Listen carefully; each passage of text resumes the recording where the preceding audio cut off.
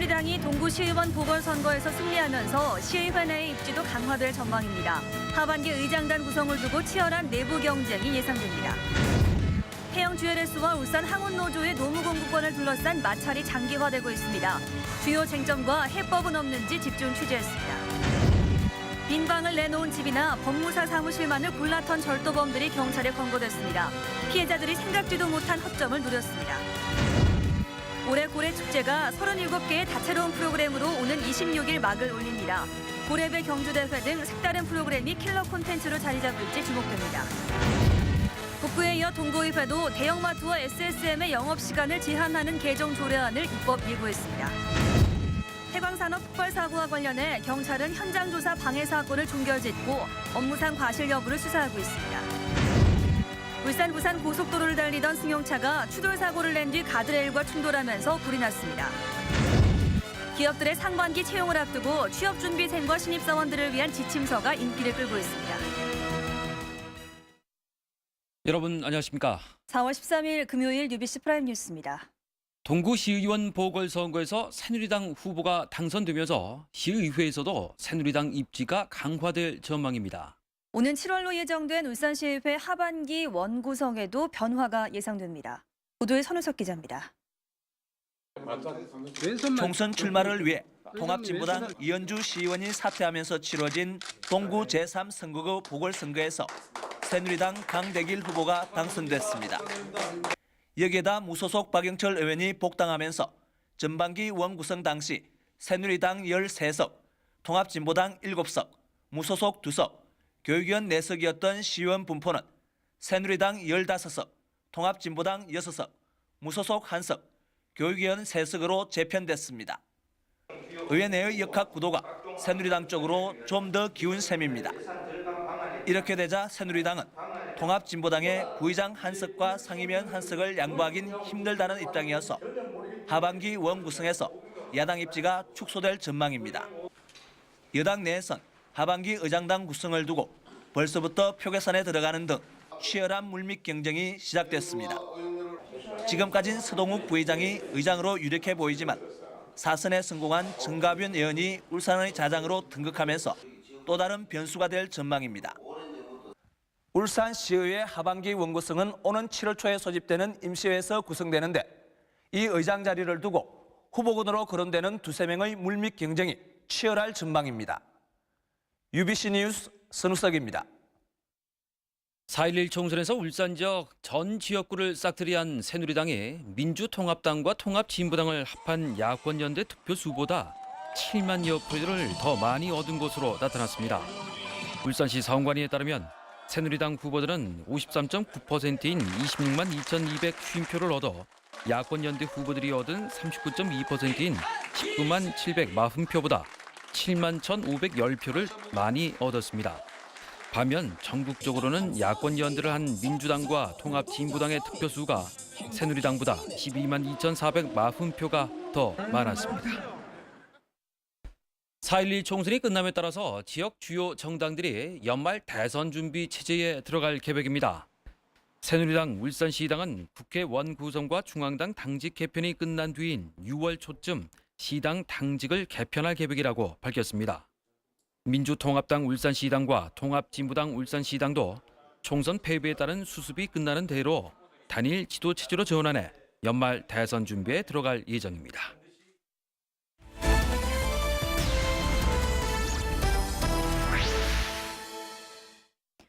울산시랑 민자부두에서 항운노조와 부두 운영사인 태영 GLS의 마찰이 계속되고 있습니다. 노무 공급권을 놓고 입장차가 크기 때문인데 무엇이 문제인지 이영남 기자가 집중 취재했습니다. 지난 1월 민자부두로 준공된 울산신항 남항부두 9번 선서. 운영사인 태영 GLS가 항운노조 대신 자체 근로자를 뽑아 하역에 나서기로 하자 노조가 물리력을 행사하는 등 갈등을 빚고 있습니다. 민자부두가 항운노조의 노무 공급을 거부하는 것은 전국에서 처음 있는 일입니다.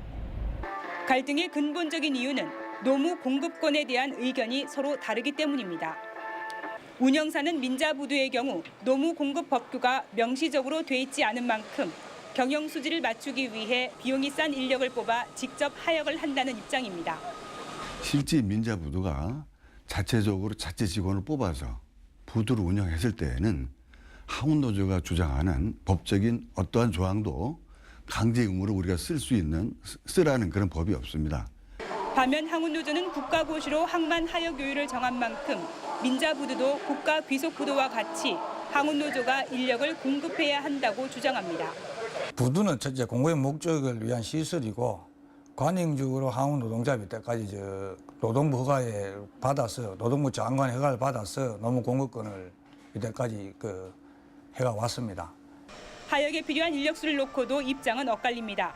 운영사는 기계화를 이유로 공급 인력을 절반 이하로 낮추자고 제안하지만 노조는 작업 능률을 이유로 반대합니다. 또 노조는 물량에 따라 비용을 주는 도급제를, 운영사는 월급제를 선호합니다. 어정쩡한 정부 입장도 갈등을 부채질하고 있습니다. 노무 공급권 관련 조항을 손질하지 않고 민자부두 개발을 허가했다가 문제가 생기자 항만청이 중재에 나선 겁니다. 이 항운노조가 집단 이 문제로 인해서 집단 행동을 하게 되면은 다른 부두에 영향을 많이 미칩니다. 그렇게 되면은 사실은 따지고 보면 울산항 이미지가 여러 가지 문제가 있고요. 울산신항의 민자부두는 두 곳에 불과하지만 이번 사안은 항운노조가 1898년부터 행사해온 노무 공급권을 정립하는 잣대가 될 수 있는 만큼 양측의 공방은 장기전이 될 전망입니다. UBC 뉴스 이영남입니다. 요즘은 흔히 스마트 시대라고 합니다. 그래서인지 절도범들도 똑똑해지는 것 같습니다. 빈방을 내놓은 주택이나 법무사 사무실만을 골라 턴 절도범들이 검거됐는데요. 피해자들이 전혀 생각하지도 못한 허점을 파고들어서 손쉽게 범행을 저지를 수 있었습니다. 윤경재 기자가 보도합니다. 모자와 마스크로 얼굴을 감춘 남성이 은행 현금 인출기에 통장을 넣고 돈을 찾습니다. 이 통장은 지난 5일 울주군 온산읍의 한 법무사 사무실에서 훔친 겁니다. 37살 최모 씨는 지난 2월부터 2달 동안 울산과 부산, 경주 지역 법무사 사무실을 돌면서 통장 560개를 훔쳐 2,800만 원을 빼냈습니다. 상당수 법무사 사무실이 통장에 비밀번호를 적어놓는다는 점을 노렸습니다. 법무사 사무실이니까 입출금 자주 하기 때문에 아이디나 이런 거를 기록해 놓은 게 그걸 아마 보고. 중구 병영동의 한 주택. 지난달 19일 전세로 내놓은 방에 도둑이 들어 30만 원어치의 금품이 털렸습니다. 범인은 하루 전 방을 보러 왔던 손님인 33살 김모 씨. 김 씨는 이렇게 빈 방이 있다고 써붙여진 주택에 방을 보러 왔다며 들어가 범행 장소와 훔칠 물건을 미리 물색했습니다. 들켜도 방을 보러 왔다며 둘러댈 수 있기에 임대가 나온 빈 방만을 노린 겁니다. 김 씨는 이 같은 수법으로 12차례에 걸쳐 1,700만 원을 훔쳤습니다. 피해자들이 미처 생각지 못한 허점을 파고든 두 절도범은 똑같이 법의 심판을 기다리고 있습니다. UBC 뉴스 윤경재입니다.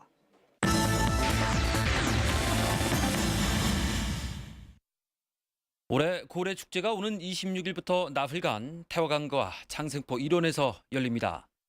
고래배 경주대회와 수상 멀티미디어 쇼 등 흥미로운 프로그램들이 마련됩니다. 김익형 기자입니다. 전국에서 유일한 울산 고래축제. 대한민국 문화관광 유망축제로 2년 연속 선정된 데다 예산도 처용문화재의 2배 가까이 됩니다.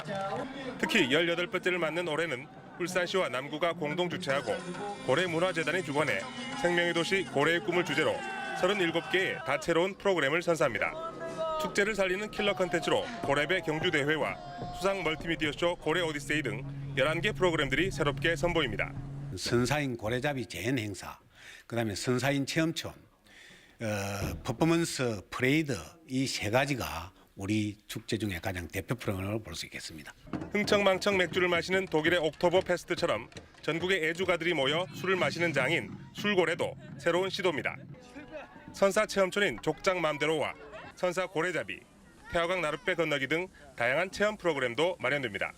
울산의 역사성이나 고래가 가지고 있는 진취성, 역동성 이런 것을 잘 표현하도록 준비를 하고 또 국내외 널리 알려서 우리나라를 대표하는 축제 중에 하나로 키워나가야 합니다. 축제의 선택과 집중을 위해 태화강 물축제와 통합한 고래축제. 킬러 컨텐츠 개발로 하루 3개꼴로 열리는 전국 축제 가운데 대표 축제로 성장할 수 있을지 주목됩니다. UBC 뉴스 김익현입니다. 고래 박물관이 내부 리모델링을 마치고 오늘 새롭게 공개됐습니다. 2층 고래 골격관은 고래 턱뼈관과 고래잡이 도구관 등 4개 사료관으로 나눠서 수장고에 있던 대왕 고래와 참고래 골격 87점을 추가로 전시했습니다. 또 관람객들의 이해를 돕기 위해서 전시 유물의 특성 등을 설명해주는 터치 패널도 설치했습니다. 울산 지역 대형 마트의 영업시간 제한과 휴무를 의무화하는 조례 제정이 속도를 내고 있습니다. 동구의회는 최근 대형 마트와 SSM의 야간 영업을 제한하고 월 2회 휴무를 의무화하는 개정 조례안을 입법 예고했습니다. 북구는 같은 내용의 조례안이 가결돼 5월부터 시행 예정이며 중구는 한 차례 부결을 겪은 뒤 수정 발의됐고 울주구는 심의 보류 상태입니다.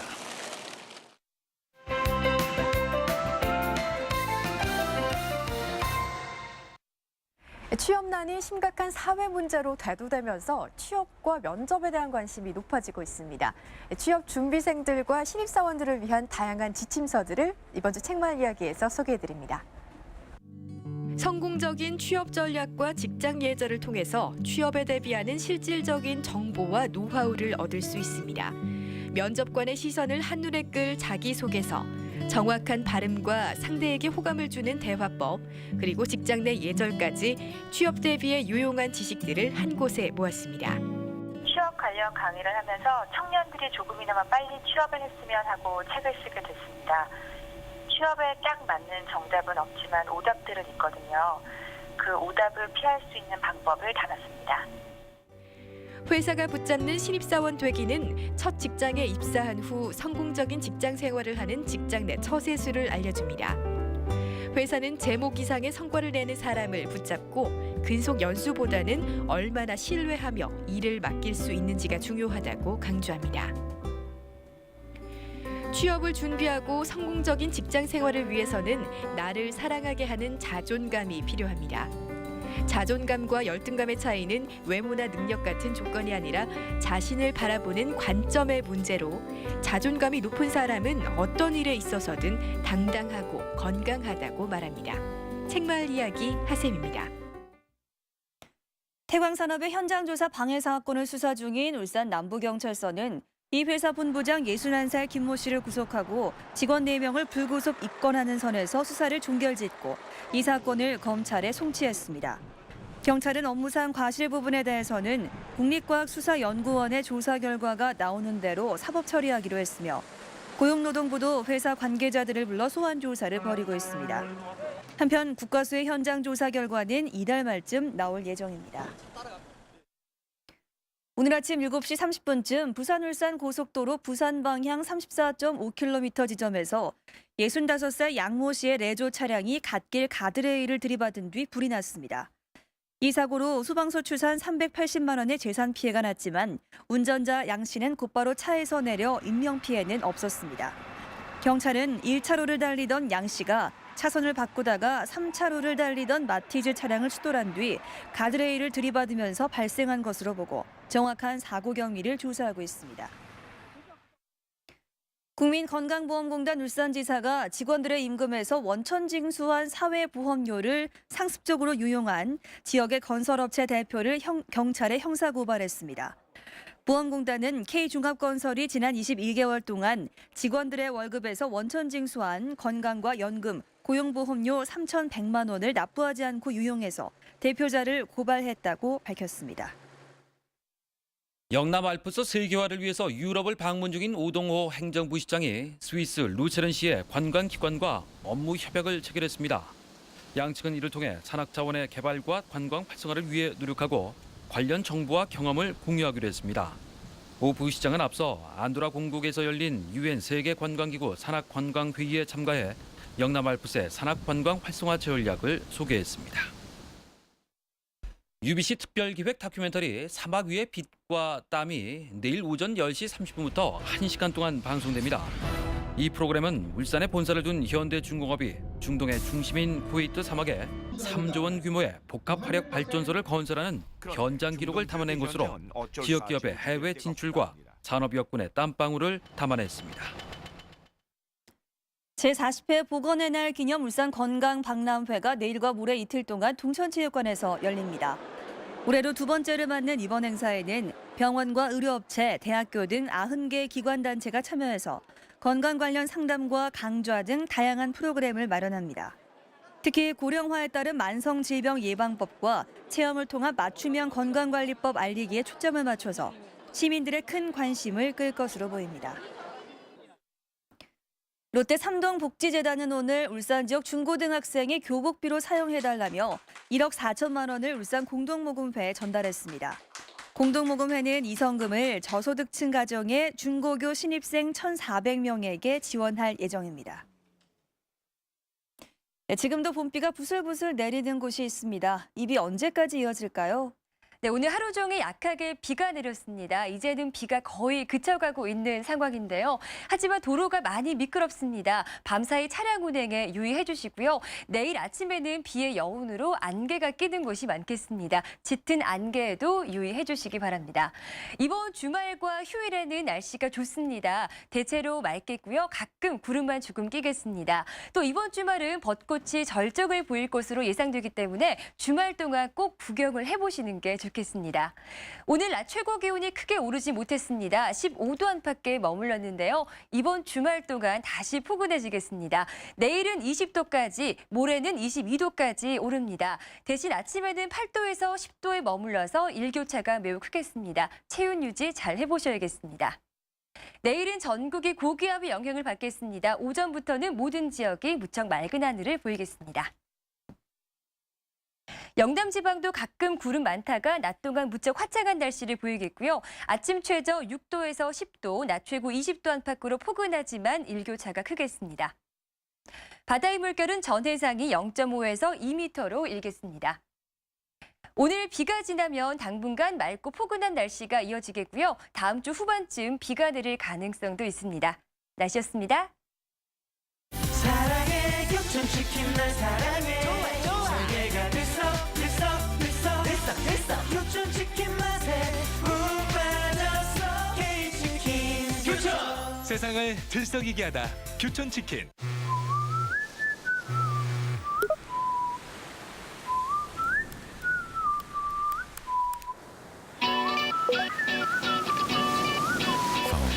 태블릿 삼성 갤럭시 노트. 군대 선임의 스킨푸드. 야, 너도 여친 없지? 이병 이단누 네 없지 말입니다. 자, 이거 써. 여친 없어도 내 피부는 푸드가 지킨다.